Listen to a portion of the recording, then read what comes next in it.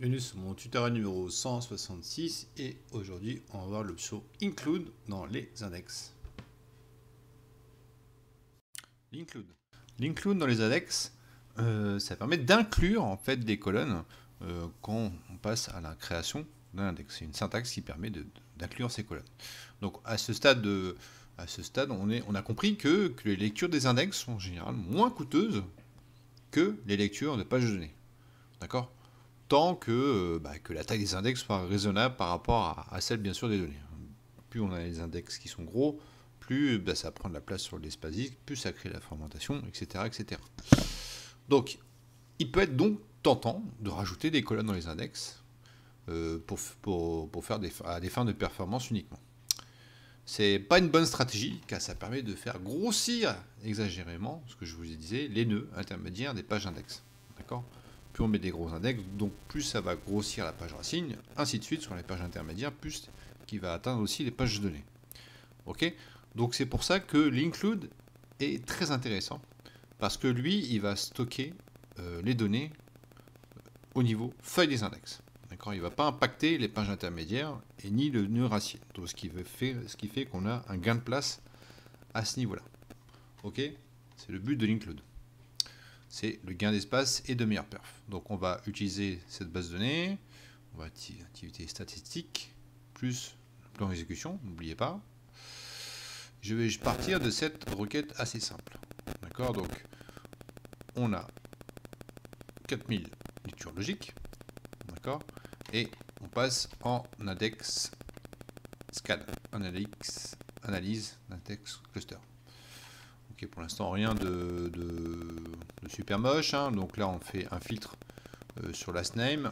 Pour l'instant, SQL a choisi de faire l'indexique, il a préféré un index scan. On va partir sur une première option, on va créer un index sur la colonne last name, pourquoi pas, hein, pour affiner le nombre d'IO. L'index est créé, on va relancer la même requête. Et on est toujours sur un scan. SQL, pour lui, l'index n'est pas pertinent, il ne le prend pas, donc il part toujours sur un scan. Pardon.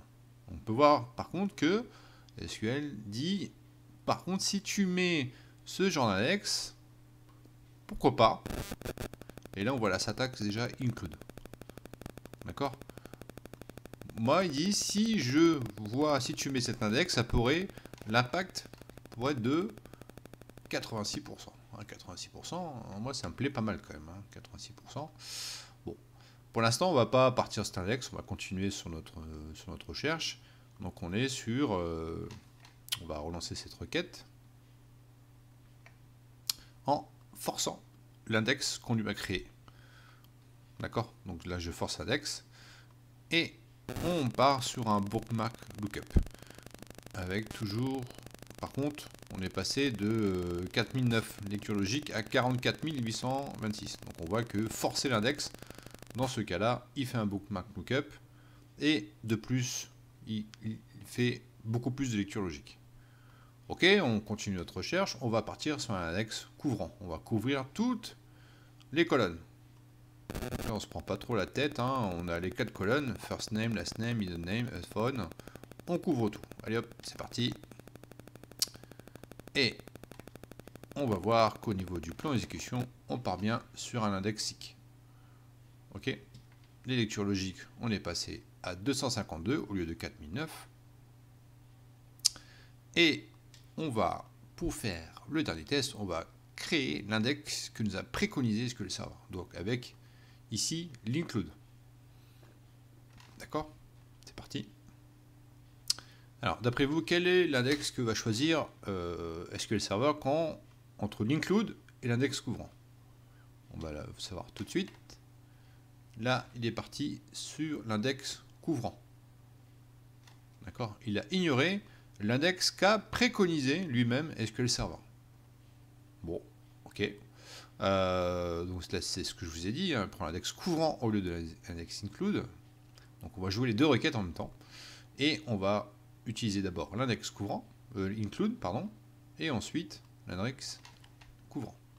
On va jouer la requête, le plan d'exécution, et on est à 50 dans les deux cas. Ok, donc il y a deux façons de rendre cette requête beaucoup plus rapide. Et qu'on voit qu'au niveau des lectures logiques, on a 250 pour l'include, 252 pour l'index couvrant. On a deux lectures de moins. Par contre, c'est une petite table. Hein. Donc, 2 IO, c'est rien, hein, mais sur une grosse table, une énorme table, voire une table à une très forte volumétrie, il peut y avoir quand même des améliorations de perf assez conséquentes.